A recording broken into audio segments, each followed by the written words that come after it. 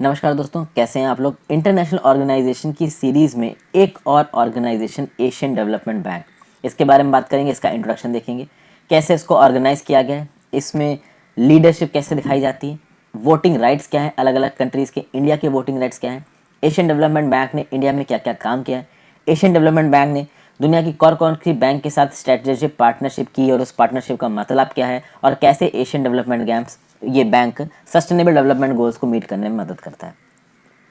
पहली बात तो ये एशियन डेवलपमेंट बैंक एक रीजनल डेवलपमेंट बैंक है जिसका हेडक्वार्टर्स है ऑर्टिगास सेंटर, जो कि मंदलयोंग नाम की सिटी मेट्रो मनीला फिलीपींस में 19 दिसंबर 1966 19 दिसंबर 1966 को ये बैंक बनाया गया था। इस बैंक में मेंबर्स आ सकते हैं किसके, United Nations Economic and Social Commission for Asian Pacific. तो United Nations Economic and Social Commission for Asian Pacific में जो मेंबर कंट्रीज़ हैं वो एशियन डेवलपमेंट बैंक के भी मेंबर कंट्रीज़ बन सकती हैं। इस ऑर्गेनाइजेशन UNESCAP को पहले कहा जाता था economic commission for Asian far east, E cafe. अब इसको बुलाया था UNESCAP। तो इसके मेंबर्स आ सकते हैं एशियन डेवलपमेंट बैंक में, और नॉन रीजनल डेवलप्ड कंट्रीज़ के मेंबर आ सकते हैं। जब ये बना था एशियन डेवलपमेंट बैंक तो इसमें 31 मेंबर्स थे, अभी के लिए इसमें 68 मेंबर्स हैं। करता क्या है, अपने मेंबर्स और पार्टनर्स की मदद करता है। कैसे, लोन प्रोवाइड करके, टेक्निकल असिस्टेंस प्रोवाइड करके, इक्विटी इन्वेस्टमेंट करके, ताकि सोशल और इकोनॉमिक डेवलपमेंट को आगे बढ़ाया जा सके। तो एशियन डेवलपमेंट बैंक डेवलपमेंट पे इम्पैक्ट डालेगा बहुत अलग अलग तरीके से। पैसा तो देगा ही है, फाइनेंशियल रिसोर्सेज तो देता ही है, साथ साथ एडवाइजरी सर्विसेज भी प्रोवाइड करता है, टेक्निकल सर्विसेज भी प्रोवाइड करता है, पॉलिसी डायलॉग यानी कि पॉलिसीज किस तरीके की बनाए गवर्नमेंट, उसमें अपने इनपुट्स देता है। और साथ साथ एशियन डेवलपमेंट बैंक एक यूनाइटेड नेशंस का ऑब्जर्वर भी है।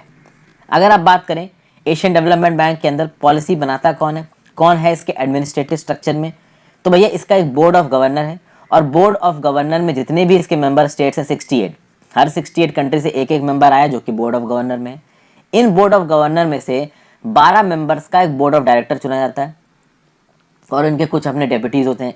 तो ये जो 68 मेंबर्स हैं जो कि अपने रिप्रेजेंटेटिव्स को भेजते हैं बोर्ड ऑफ गवर्नर में, ये 68 लोग मिलके 12 लोगों को चुनते हैं जो कि बनाते हैं बोर्ड ऑफ डायरेक्टर्स। और ये board of directors main body होगी जो फंक्शन करेगी। ये जो बोर्ड ऑफ गवर्नर्स हैं 68 लोग, ये अपने बैंक के प्रेसिडेंट को भी चुनते हैं, और ये जो बैंक का प्रेसिडेंट है ये 12 मेंबर्स का जो बोर्ड ऑफ डायरेक्टर है उसको लीड करेगा। और बैंक का president with this board of directors 12, ये लोग पूरे के पूरे एशियन डेवलपमेंट बैंक को चलाएंगे। ये जो 12 मेंबर्स हैं ना बोर्ड ऑफ डायरेक्टर्स में, इसमें से 8 तो एशिया पैसिफिक रीजन के ही हैं और बाकी नॉन रीजनल मेंबर्स हैं।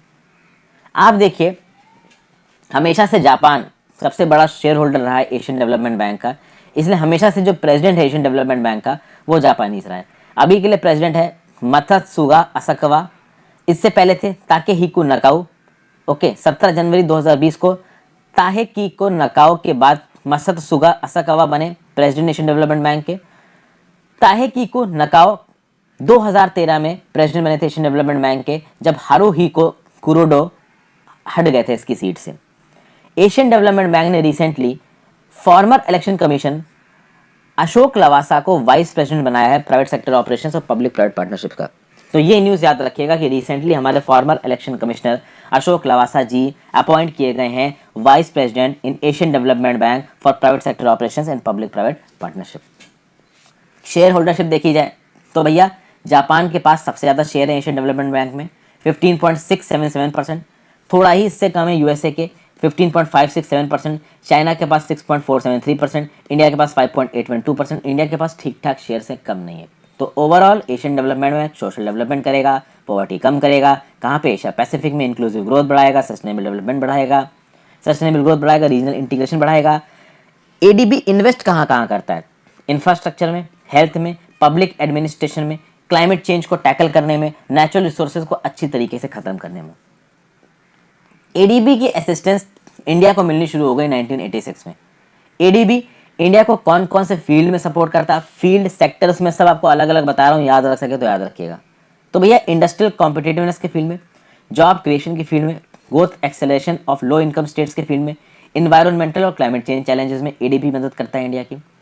कौन से 6 सेक्टर्स हैं इंडिया में जहाँ पे आपको एडीबी की प्रेजेंस नजर आएगी, तो ट्रांसपोर्ट सेक्टर में प्रेजेंस नजर आएगी, एनर्जी सेक्टर में नजर आएगी, वाटर एंड अर्बन सर्विसेज में नजर आएगी, finance and public sector management में नजर आएगी, एग्रीकल्चर एंड नेचुरल रिसोर्सेज में नजर आएगी, और ह्यूमन डेवलपमेंट में नजर आएगी आपको एडीबी की प्रेजेंस इंडिया में। इंडिया के 25 स्टेट्स में एडीबी के द्वारा फाइनेंस प्रोजेक्ट्स चल रहे हैं। ये प्रोजेक्ट्स कौन कौन से हैं? बहुत मैसिव प्रोजेक्ट्स हैं। तो railway and mass rapid transit system को बनाने के लिए भी एडीबी ने लोन दिया है इंडिया को। रेन्यूएबल एनर्जी और एनर्जी एफिशिएंसी को आगे बढ़ाने के लिए भी लोन दिया है। कोस्टल प्रोटेक्शन के लिए भी लोन मिला है एडीबी से। River bank strengthening and river basin management के लिए भी लोन मिला है।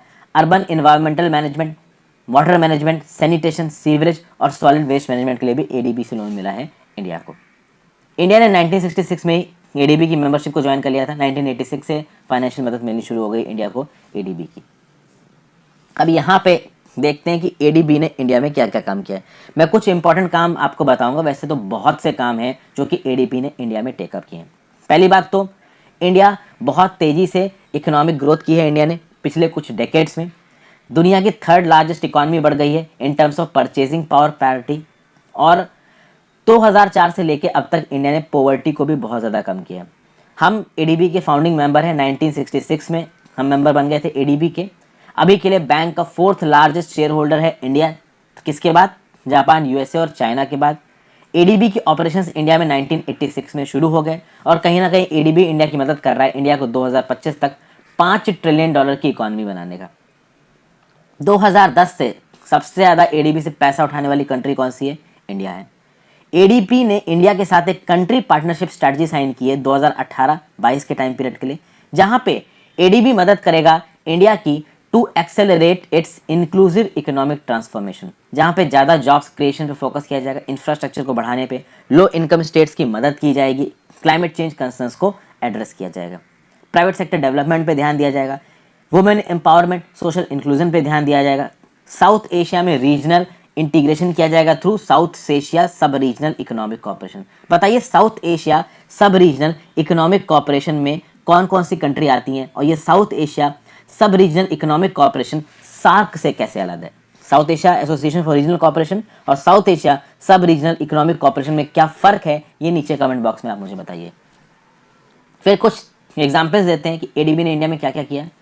तो 1600 किलोमीटर ऑफ स्टेट हाईवेज और मेजर डिस्ट्रिक्ट्स को मध्य प्रदेश में डेवलप करने के लिए $490 मिलियन का लोन दिया। उसी तरीके से स्टेट हाईवे को छत्तीसगढ़ में डेवलप करने के लिए $350 मिलियन का लोन, राजस्थान में डेवलप करने के लिए $190 मिलियन का लोन, महाराष्ट्र में 2100 किलोमीटर ऑफ रूरल रोड्स को डेवलप करने के लिए $200 मिलियन का लोन, और यहाँ पे और लोन के एग्जाम्पल्स दे रखे हैं, आप देख सकते हो। अब ये लोन के एग्जाम्पल्स मैं आपको क्या बताऊँ।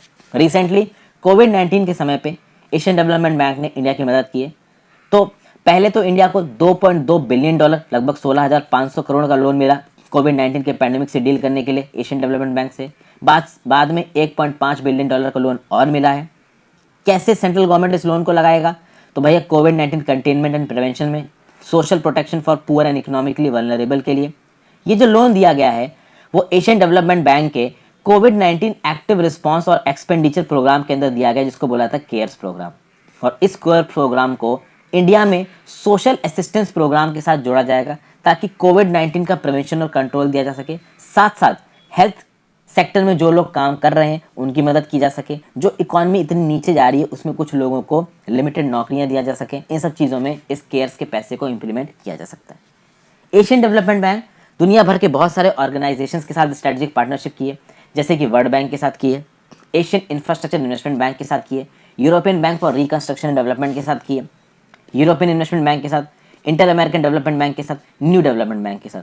क्यों की है? क्योंकि डुप्लीकेशन ऑफ एफर्ट्स ना हो।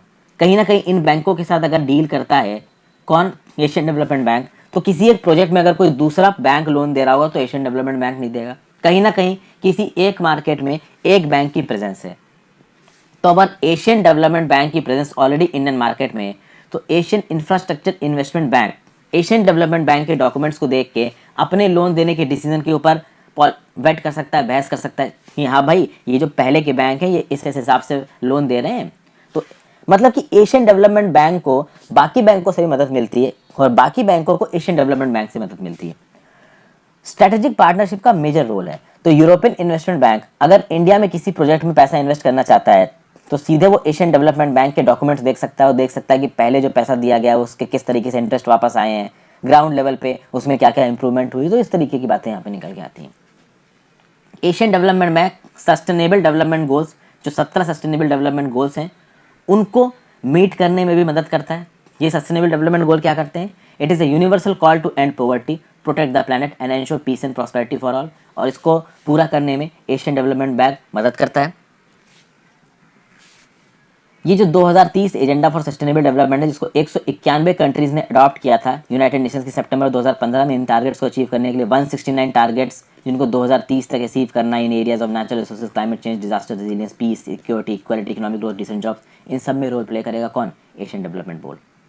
तो ये है एशियन डेवलपमेंट बोर्ड के बारे में इंपॉर्टेंट इन्फॉर्मेशन। सारी काम की चीज़ें जितने कम समय में मैं आपको बता सकता था उतने कम समय में बता दी हैं। और भी इंटरनेशनल ऑर्गेनाइजेशन की वीडियो आपके सामने आएंगी। वीडियो पे लाइक का बटन ज़रूर दबा देना, शेयर और कमेंट भी ज़रूर कर देना दोस्तों। अपने दोस्तों के साथ इन वीडियोज़ को शेयर करें ताकि मुझे थोड़ा सा मदद मिले। Thank you for watching, have a great day.